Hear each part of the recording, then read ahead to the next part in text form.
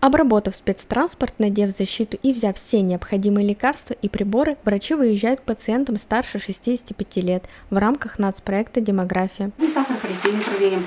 И если боли в сердце есть, то можно сделать кардиограмму. 86-летняя Нина Ажимова живет в деревне Атабаево Киясовского района.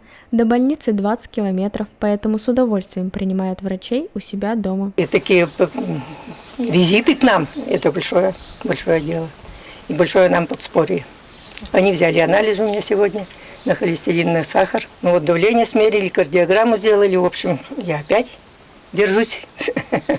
График посещения пациентов составляется фельдшерами местных ФАПов и отправляются в районные больницы. Всего в этом году осуществлено более 40 вызовов, осмотрено более 100 человек. Очень удобно в том плане, что пожилому человеку не надо обращаться в поликлинику и подвергать себя риску. По Удмуртии за период пандемии к пациентам 65+, выезжали 127 раз. Выезды пока продолжаются, в этом работа продолжится. Посмотрим, на какой период еще будем продлять. Несмотря на то, что уже многие ограничения из-за коронавируса сняты, мобильные бригады продолжают выезжать к пенсионерам. Каждый житель Удмуртии старше 65 лет может рассчитывать на посещение врача на дому и выписку льготных лекарств.